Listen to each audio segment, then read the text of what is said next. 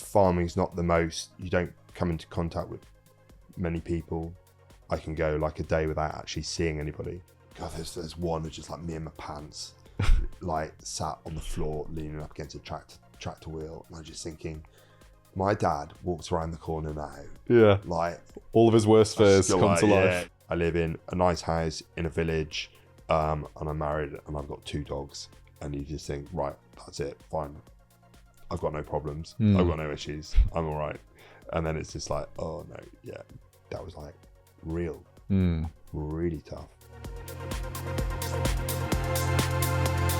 I'm glad you've got your mustache because I was looking on your Instagram before I put my questions together, and I saw that you shaved it off. Yeah, it's because it's been there for quite a while now, and like I only grew it because I had a massive beard, and then on the farm it got a bit warm in the summer, and then like working in the dust and stuff, and it got like really itchy, and I was like, oh, God, I gotta get this off, and it was starting to go real grey as well.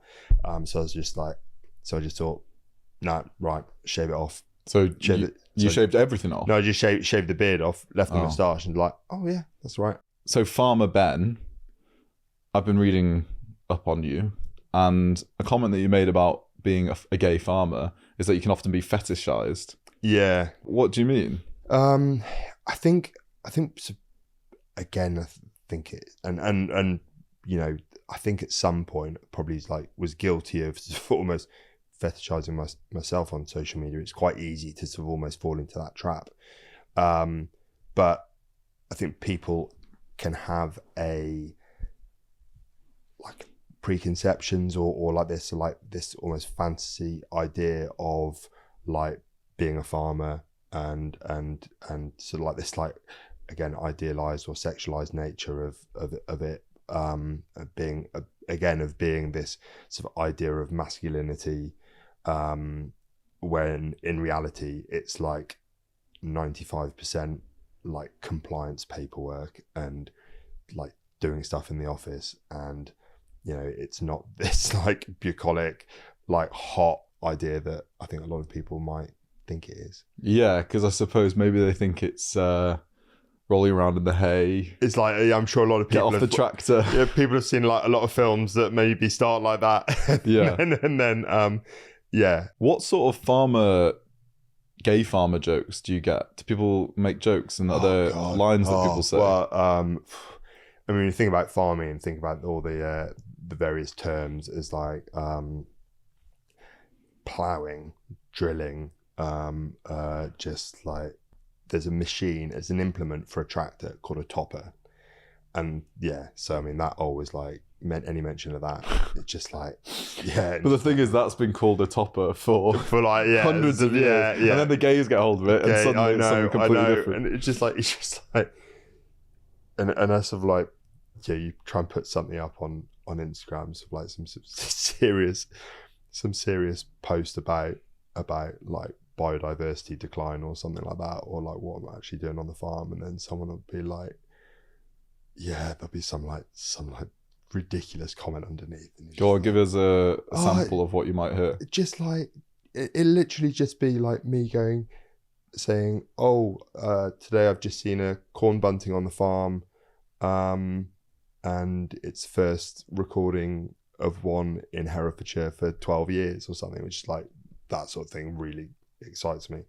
And then there'll be someone underneath with like flame emoji, like me daddy or something like that. Like, hell, it's like, can I just want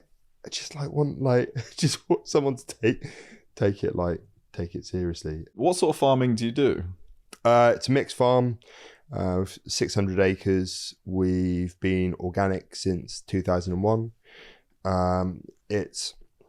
So do beef, about 100 beef cattle a year. It's vegetables, which we sell to like Abel and Cole and a few sort of like local wholesalers around us.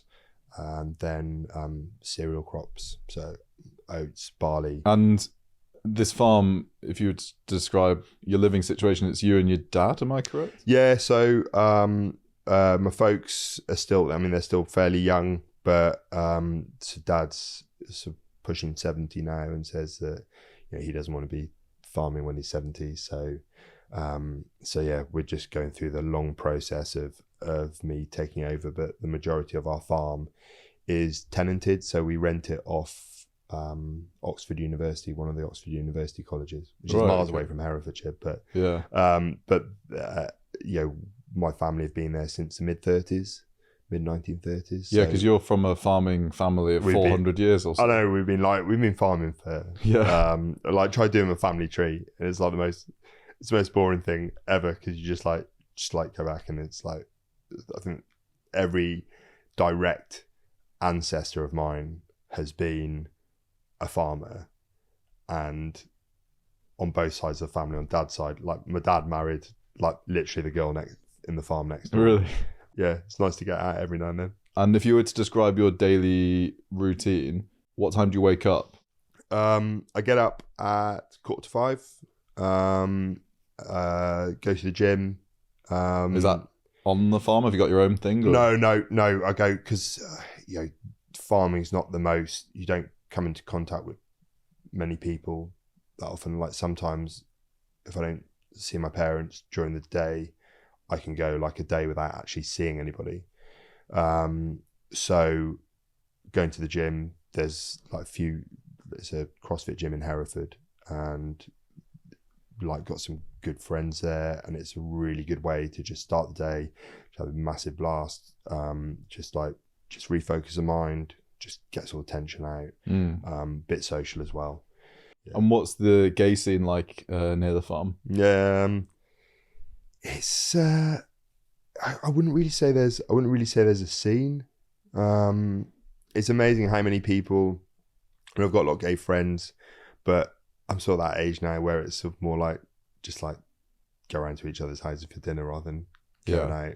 Yeah. There's a new gay bar that's opened in Hereford called Thirst Trap. Okay. Which is just like, and it's sort of very sort of loud and sticky floor, fluorescent colours, and I love the fact that it exists. Yeah. I'm like so happy that it exists, and I would have loved for there to be something like that there when I was growing up, and I really hope it does well. But I just it's for all the cool kids from the art college. It's a bit old for that now. So what was it like when you were growing up on this farm, when you wanted connections with other gay people? Well, I mean, it just didn't exist. I mean, I'm 43, and so it's like pre-internet. It's like when I was going through school. It's still during the time of Section 28. You had George Michael hadn't even come out. I think Elton John might have still been saying he was bisexual. The only people out on TV were like the likes of Julian Clary or something. Yeah, and like Are You Being Served, where sort of like people just like laughing at them. I actually really interesting. I listened to Luke Evans' autobiography a few weeks back, and he was saying about how like this that sort of gay people were acceptable, like or drag queens were acceptable on the other side of a screen, and not like you could laugh at them if they were on a stage if there was a degree of separation, but like most people wouldn't want to be in a room with them. That's so true. And that really sort of like hit home, and then when you're surrounded then also by loads of just sort of not really aggressive homophobia, but just general sort of background, using gay as a pejorative. You mean in the home or in the whole of Herefordshire? Just generally, just everywhere. What sort of stuff would you hear? Oh, just like from people saying like, "Oh, that's so gay," and or you'd hear like people who adults just saying about it. Oh, that's not natural. That's not normal. And that, but you don't know. Like I don't know about you, but I knew I was gay before I even knew what the word for it was. So I think it wasn't until I was with some mates, like we were in the playground at school, and I was at primary school, so it was like before 11. I remember them like going through the dictionary, and it was like gay. It's like, oh, man that's sexually attracted to another man or something like that, and them they find it absolutely hilarious, and I just was like, oh, that kind of sounds like me. So, and I was just like, oh, why is that funny? And so yeah, it's when you got no one to, you've got literally no other point of reference. Would you say that you struggled with your sexuality then when you were a young lad? Yeah, massively. And then did everything because I was like, when I was like at primary school, I was like proper little weedy, shorter than everyone else. So pretty short anyway. But like, just take the I was last to get picked for, in the teams for PE and stuff like that. And then I think in secondary school, you then like, and I think everyone kind of most gay men have probably done it, sort of like really tried to sort of fit in, and sort of like doing, because like my school, like the only way you really had any currency was if you were in a sports team. So it's just like trying all the sports, and found rowing, and then suddenly it's just like, oh wow, all the girls want to go out with me. So it's just like, 'cause I'm in a sports team, like suddenly like people want to be mates with you. So you had some girlfriends, did you? Yeah. Do you remember your first sexual experiences with men? I remember there's he's called Dave, and he, like, I remember being out with some friends in a club in Hereford. I'd just finished my A levels, and like I saw a guy, and I was like, oh, I reckon he's probably gay. And I just come out to some of my friends, and I was like, said to one of the girls, I was like, oh, can you go over and talk to him for me? And it was a girl called Sarah. She went over, had a chat with him, and she's like, yeah, he is. So yeah, went over and had a chat with him. We had a cheeky snog outside. Yeah, but yeah, that was mad. And then it was probably not then until going to university. Right. Was that your first kiss with a guy? What, when I was 18? With Dave? Yeah. I read an interview that you did with Attitude magazine. You said, and maybe you just one. God, yeah. But maybe you just said this because it was Attitude magazine. But you said that the way that your dad found out that you were gay is because he found an Attitude magazine. Yeah, I remember the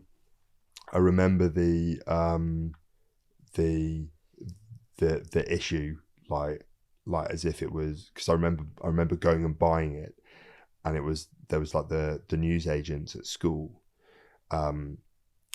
and so I went there, and I'd always go and buy, like, I was big into like electronic music, so I'd always buy like Mix magazine, music, DJ magazine, and I'd always have a free CD on the front cover, which was great. And then so I'd like go, and I remember me and a load of mates were in there one day, and we were flicking through all the magazines, just like, and they were like, like at FHM and stuff like that, again, like, oh, look at it. And I was like, and they picked up this one called Attitude and flicked through it, and they were like, and just like put that back. And I was like, all right, well, we'll come back here later.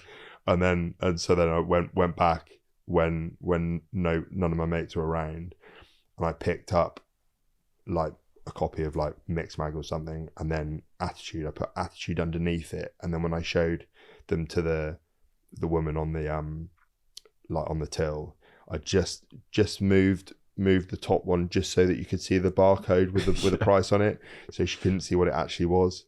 And then I just stuffed it into my school bag and got it home, and just like, it was, I mean, I guess it was like my first real window into like the gay world. Reading it cover to cover over and over again, just like all this stuff, I was like, God, this whole world exists out there.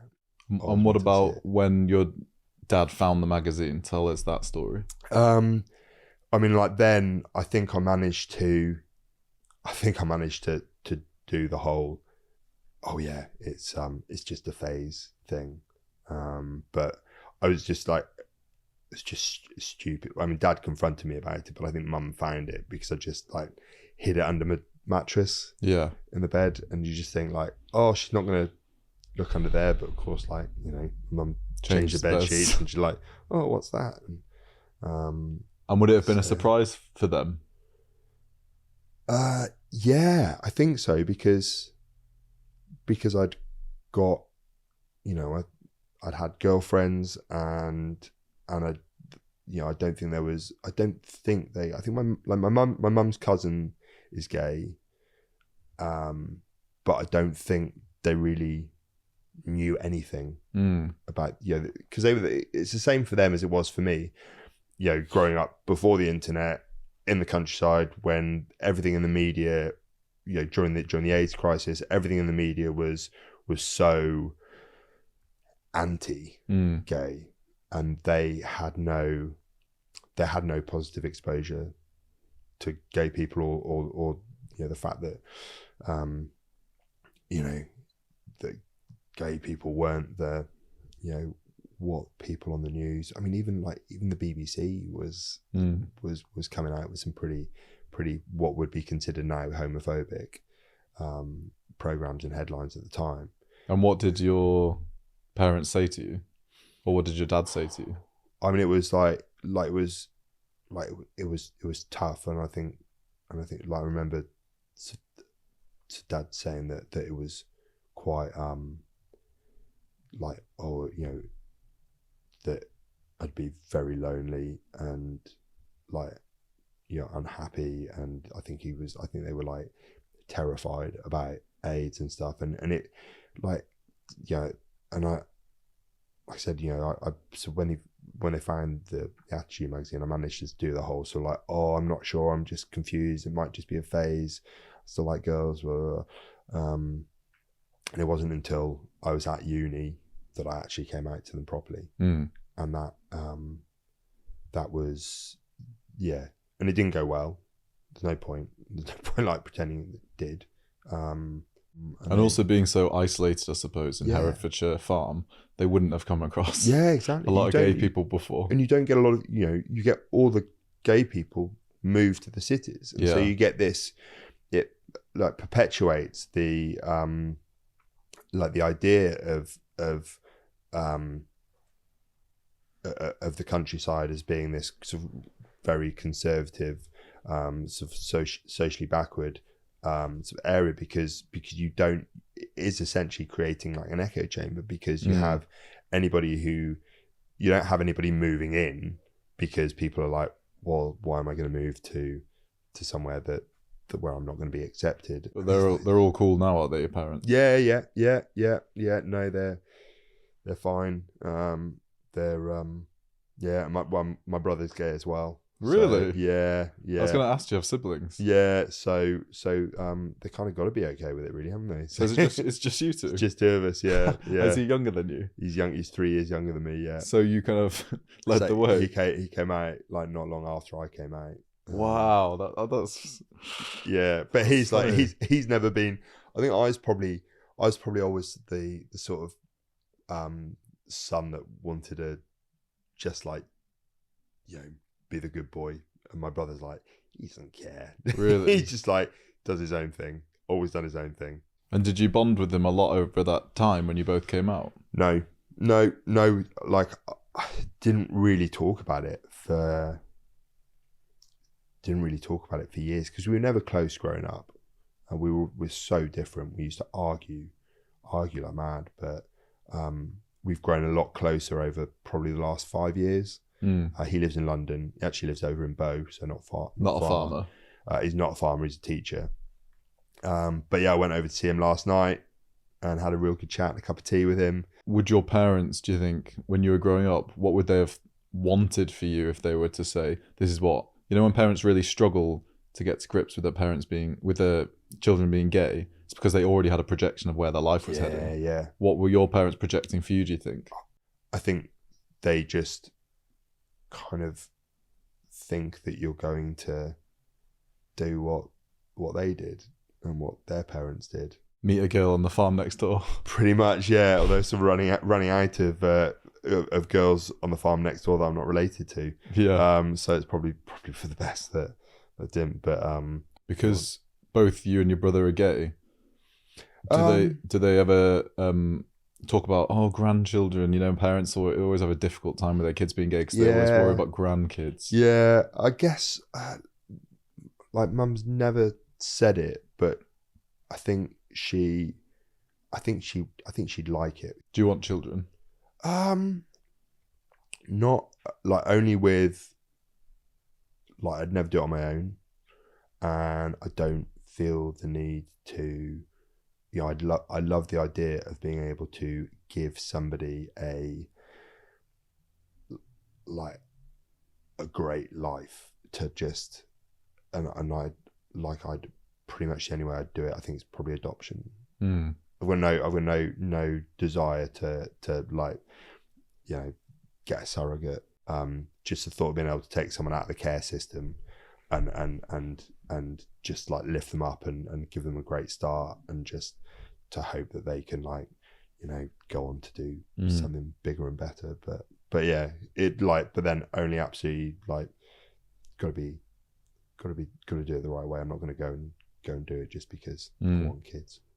I was on a farmer's website earlier called Just Farmers. Oh right, yeah. You've got a profile on there. Yeah. And it's funny because there's a section that says, I'm happy to talk about, and it's got loads of categories. So I just picked a few that I thought were interesting. So, Ben, you're happy to talk about Brexit? Okay. I mean, God. I mean, I think like when we when I did that, I mean, I think we were still in the absolute height of Brexit, but it's fucked farmers over there. Oh God, I just yeah. You're not happy to talk about it anymore. No. I think, is anybody? Yeah. You've got a few other categories on here. You're happy to talk about Cavolo Nero? I don't know. It's why? Pretty niche. What is it about Cavolo Nero that you like, Ben? I don't know. I mean, it's I don't know. I didn't even write that. I reckon Emily wrote that. Manure management. Which kind of says what it is. And then the last one, on a bit more of a serious note, is stress and depression. Yeah. So when I was reading up on farming and some other interviews you've done, depression's a big thing in the farming community. Yeah. So could you talk about that? Because I think that's something that a lot of people that don't farm wouldn't know. Yeah. It's I think one of the things, because it's such you've got this really toxic mix of being an industry where you are quite often working alone. There's also, especially within men, there's that the idea that talking about your feelings maybe isn't manly enough, and that you just need to toughen up and crack on and get on with stuff. If you're busy, you don't have time to be depressed. There's a lot of that. You have to buy sort of increasingly more expensive pieces of equipment, and you have to be meeting stricter regulations every year. Now there's a lot of people who are just like one bad harvest away from having to just pack up and give up. And so then what happens is just other farmers around them just go like, oh, well, I'll buy that land, and they get bigger. And then the farms that get bigger can produce like stuff more cheaply because they've got the economies of scale. And it just ends up like driving a lot of these smaller farms out of business.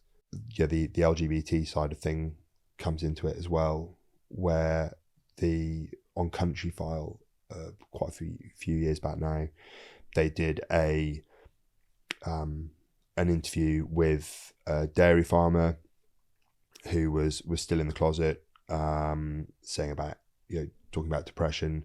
Then they talked to someone from this chap called Keith Innocent from the Gay Farmer Helpline, and it was very much this feature focused around like farmers who got enough to be depressed about at the moment, but like having the additional stress of being like LGBTQ plus in the countryside is just like an additional thing to deal with. And I was chatting to a mate of mine, and we were just like, I don't feel that this is necessarily helpful messaging if you want people to be able to feel like they can come out. Because if they're in that place and they feel isolated, there's this helpline that they can speak to, but if they don't see anybody else like them, this is all like representation, isn't it? If you don't see anybody else like them, then they're not going to like feel like they can be out. It's got to be this choice between I either shut up and I live in the closet, do my farming, or I move somewhere else, do a job I don't really love, but I can be out. And so yeah, that's how we started our Ag Respect. Have you experienced that yourself, the loneliness and the depression, and gone through spells which have been particularly difficult? Yeah, there's been some pretty tough times from all sides, because like living in the, because I'm still living in the country, and I think everybody like wants to meet someone and settle down and nice to have someone like on the farm with me. And I was, up until about 3 years ago, I was married. I've been with someone for 16 years, and then he left me, and then that was like really tough. So you were married for how long? 6 years? Married for 6 years, but we were together for 16. Wow. Okay. So it was it was quite a shock. So it's but then it's sort of like, oh right, okay, let's start unpacking all that unresolved trauma you've had since like when you were, before you came out, and that's like major help. Yeah. So when that relationship ended, how were you after that, being on the farm? And then I presume that your ex-husband moved out, so then it was back to you on the farm. That must have been quite an adjustment. Yeah, well, it was I mean, it was a big adjustment, because it's like it's like everything that you kind of think, and I think that there's also a bit of an element of, I'm kind of in a relationship, so it's safe, so I'm safe, so it's all okay, and this is fine, and then it's sort of like, it sort of takes a bit of armor off you, and then suddenly you just feel like it's like, oh shit, no, everything that I kind of thought was going to be okay and was going to, for the future, it's like, oh shit, no, that's not going to happen now, and like, oh yeah, and then you think, right, what next? But it was tough. It was a tough one to. Was it quite a shock? Yeah, major shock. But it's like, I think long run, probably for the best. Because like that ability to then go like talk to someone and really like start to understand your brain, how it all works, like, and sort of deal with all that, you start like reading books, and it's on like reading The Velvet Rage and like Straight Jacket and all these other books. I was like, oh my god, yeah, just because you think like, no, it's fine, I'm fine, I live in a nice house in a village, and I'm married and I've got 2 dogs, and you just think, right, that's it, fine, I've got no problems, I've got no issues, I'm all right.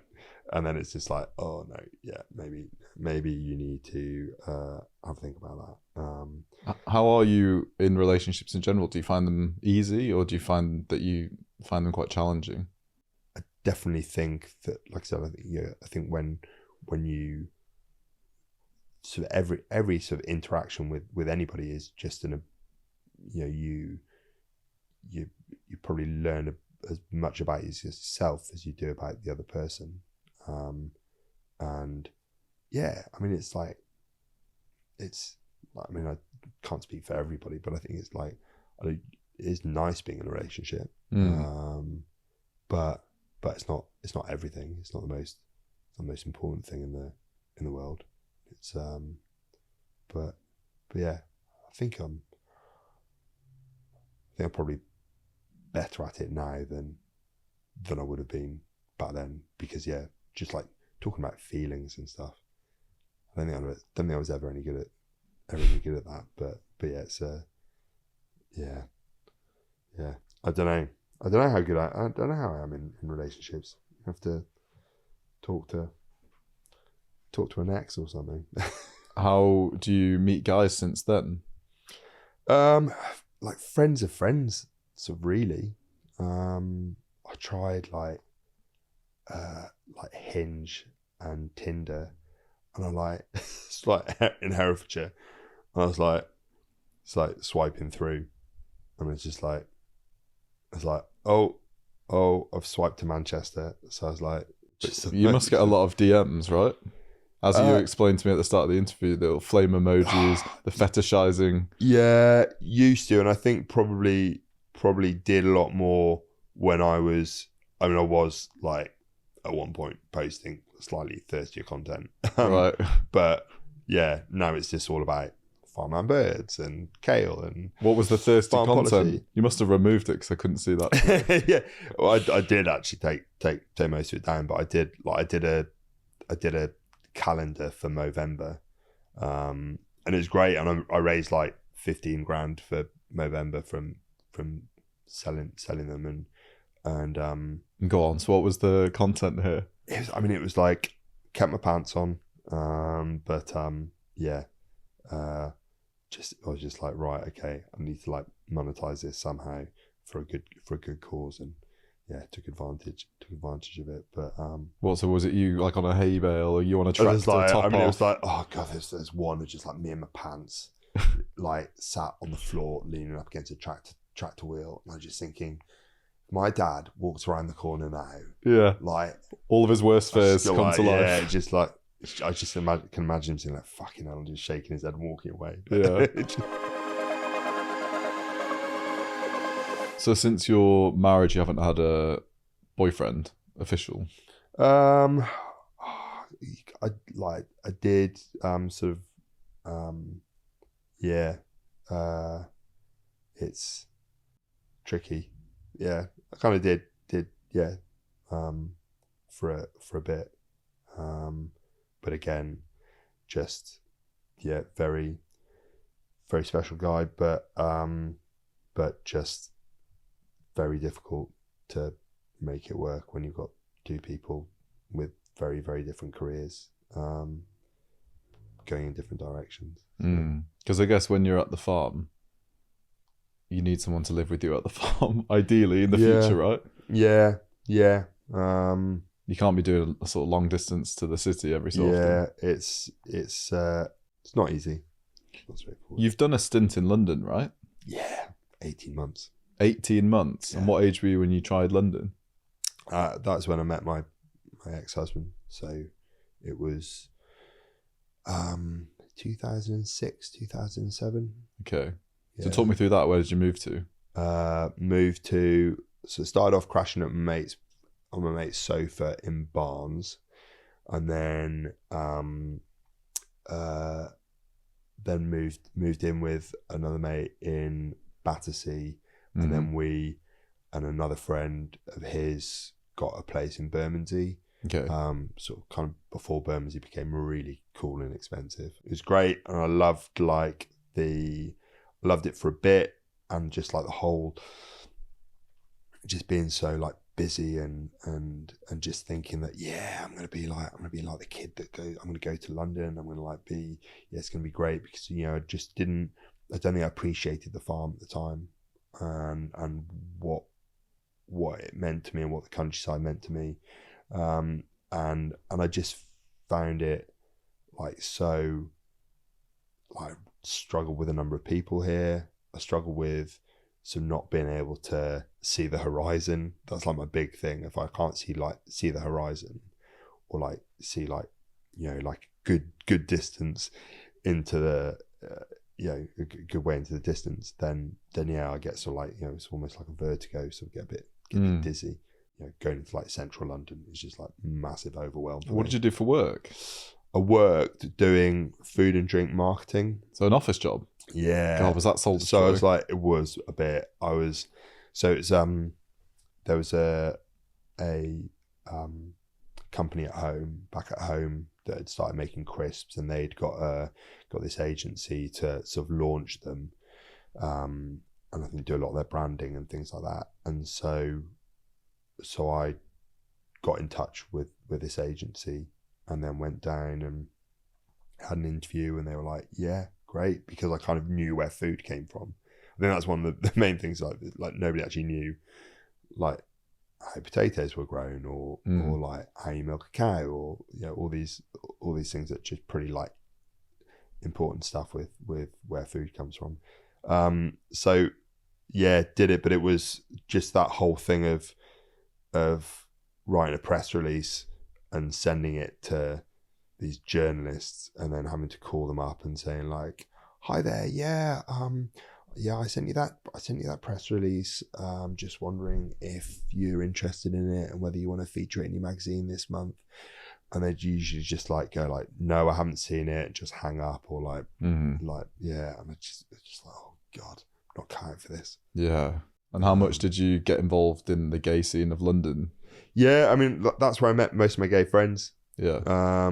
So still friends with them now. My old housemate, met up with him for lunch on Saturday, and yeah, we're just really nice to still be hanging out. Although they've now like carried on, like gone stratospheric and got these like incredible jobs now, and it's like it's slightly different to being these 20-somethings like drinking vodka and Coke out of a plastic glass in GAY or something.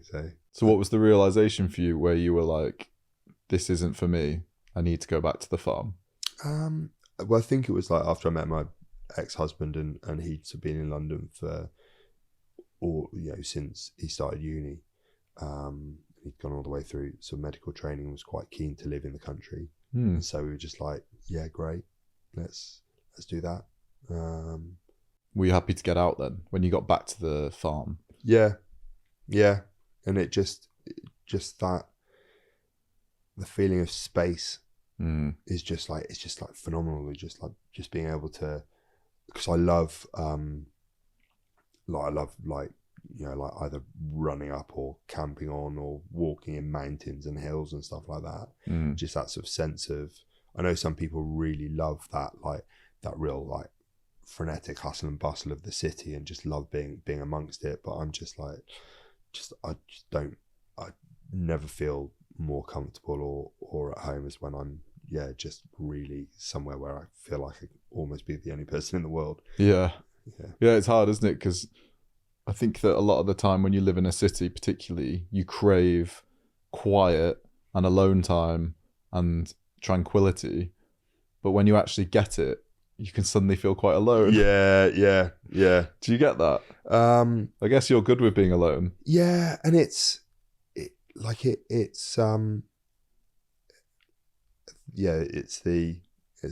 difference, isn't it, between being alone and lonely. Yeah. And if you can, I went like back in the last spring, because I went to uni in Edinburgh. I try and do a holiday up to Scotland every year, and like go up with my Land Rover, roof tent on, drive up into the Highlands. And this year's first year I'd been on my own, and just remember going the first day and just going up and down this mountain on my own, just thinking like, oh, that was shit doing that on my own. Like, would have been amazing to have had someone there with me, like mate or anything, just to share that experience with.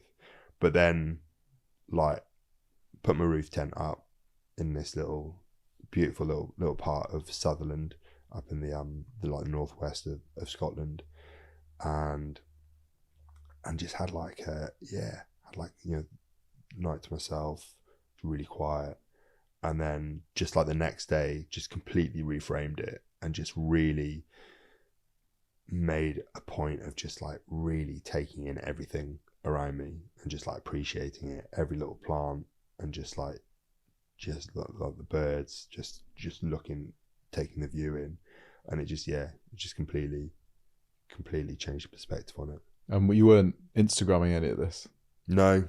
Because a lot of people think if they didn't Instagram it, it doesn't happen. Yeah. Even on solo trips, when they go traveling for a whole 6 months, they're Instagramming every single day. Yeah. Because if they're not documenting it, then what's the point? Yeah. I stopped posting anything personal on there, so I pretty much just keep it farm based. Just you and your pants now on there. On a tractor. So you've started your online presence. How many years ago now did you start doing Instagrams on the farm? Yeah, well, I think I think I first downloaded Instagram back in 2012, but then didn't really start using it for farm stuff until Abel and Cole, that we grow a lot of the veg for. They were doing like a day where they had like a load of customers come to our farm. We had like a little open day, gave them a tour of the farm. They put on a lunch, and they said, "Oh, can you do some like social media posts, and can you like tag us in it, use these hashtags?" I was like, okay. So then I started doing a few more posts after that about the farm, and I didn't really understand how it worked and how like the concept of like people following you didn't know, because we'd had like Facebook and stuff, and you were like friends on Facebook, but you'd only ever be friends on Facebook with like people you knew. It's this idea of like, and then I think just like I posted like a selfie or something on the tractor, and then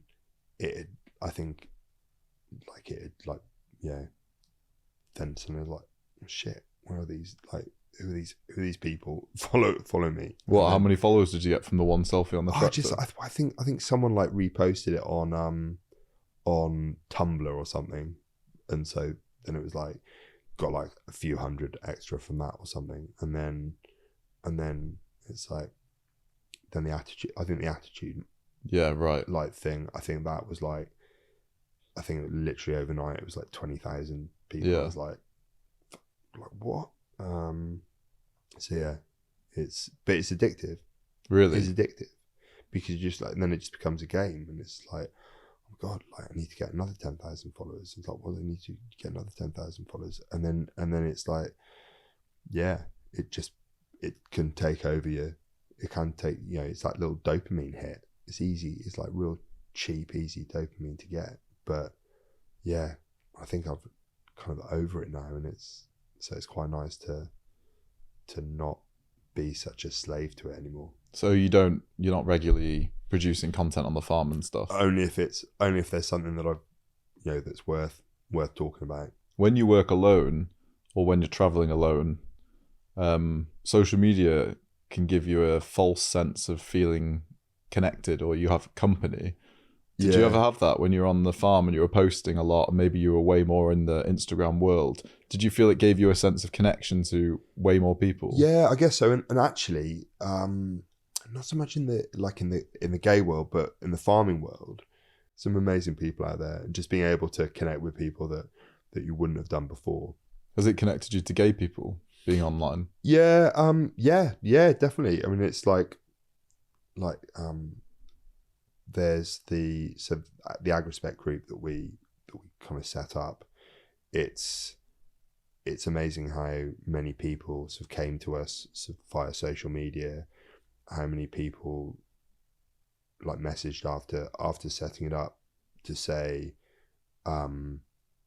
like, I've just come out to my family, and I don't think I'd have been able to do it if I hadn't, if you hadn't been like posting stuff, and that's like, honestly, made like cried more than a few times over messages like that, because it's like, for everything that you do, for every like because there was like engagement with sort of like bigger sort of farming organizations, to sort of get them to sort of improve their sort of like, you know, DEI sort of like bits in their constitutions or whatever, but to just hear like people say, yeah, like if it hadn't been for you guys, then yeah, I'd still be in the closet or worse. Haven't you had people contact you who are married and don't know how to and deal with their situation? And it's really tricky because like I'm not a counsellor, I'm not a professional, so I can't go giving advice. And when I say married, I mean they're married to women with children. Yeah, exactly. Yeah, so yeah, you can't go giving advice to people, but and some of them are really genuinely like, I don't know what to do,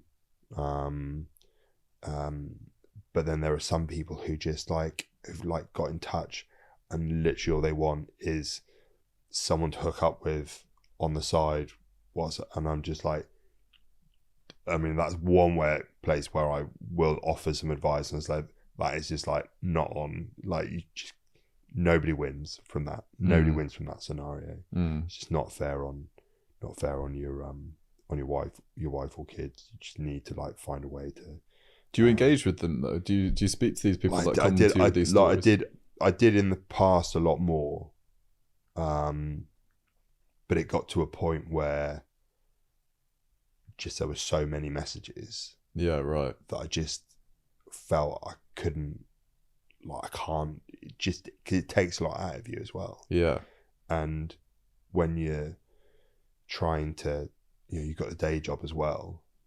Like, I can't spend half a day sort of like counselling someone over a DM. And it, yeah, I guess I feel quite guilty about that to an extent. But there are some great organisations, and if I do see someone that I think is maybe struggling and really needs help, so like put them in the direction of like the Gay Farmer Helpline or the Farm Community Network or the Royal Agricultural Benevolent Institution. So yeah, there are some great organisations out there that really can help in a sort of much more structured way than I can. On the subject of men who marry and have kids and stay in the closet their adult life, and then they almost feel trapped, I think there's not enough sympathy for people who have had to live their whole life in the closet, because it's not their fault they couldn't come out. It's everyone else's and society's problem that have made them feel too scared to do it. Do you when you hear these messages from these men that speak to you, you've got to have some sympathy for them. Yeah, 100% got. You have sympathy with the situation, and you know, the fact that they are married and in that, you know, have found themselves sort of maybe in a relationship that they feel trapped in. It's how you deal with that situation, I think, is very much down to you, and how you navigate around it. I think so, you know, secrets and lies never really, you know, if you then go on to you know, because like if you're cheating on your wife with another woman or a man, then it's still cheating. And if you're not in an open relationship, then that's kind of not, it's a bit unfair. But to get into that situation in the first place, and it's like, I can't imagine what people would have gone through. Because you and me were only a generation away from that potentially being us. Yeah. You know, if we were born in the early 1900s, we might have been married with women with kids, and never got to live the life that we've lived. So I do feel a lot of sympathy for these people, as much as they get a lot of flack in the media. And I think they do get much harder time of it than a straight man who's cheated on a definitely on a partner, and 100%. It's like just the fact that he's gay shouldn't really have any sort of bearing on the conversation whatsoever. Yeah, because it's almost more of a reaction that, oh my God, you're gay, you've been lying to me the whole time. I'm not saying from the wife, I'm saying from the public. Yeah. He's been lying to her the whole time. But I don't know if that would be as much anger backing it if it was that he was cheating with a woman the whole time. Yeah. And had a mistress. Yeah. Because that's kind of, that's a lot of people do that. Yeah, for all the right wingers who would be clutching their pearls over it, Donald Trump and Boris Johnson aren't exactly the sort of a picture of of fidelity to adhere to. So so do you think that you'll ever want to get married again? Do you think you want to have that sort of a relationship again? Who knows? God, big question, isn't it? It's just, I think if you say yes, absolutely, definitely, 100%, then I think you can be in danger of like maybe doing it for the wrong reasons. But it's like the right man at the right time, then yeah. You've told us quite a lot of your life today. If you were to say what was the happiest period, do you have a period that you look back on of particular fondness? I'd say like there's if we're going way back, just like any time spent with my grandmother was like, yeah, absolute dream times. But I'd say at the moment, I'd say things feel pretty awesome right now.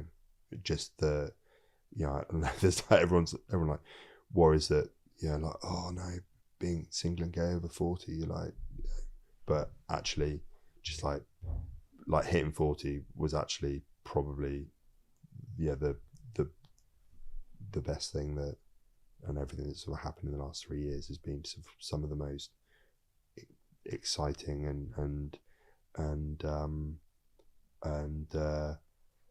learn. God, it sounds so navel gazing to say I'm learning more about myself than ever, but yeah, it's pretty true. Yeah. Nice. So let's not be scared of being 40. Yeah, don't worry about it. It's all fine. All right, Ben, that's the end of my questions, and I can't thank you enough for joining me. Cheers. Thank you. Thank you.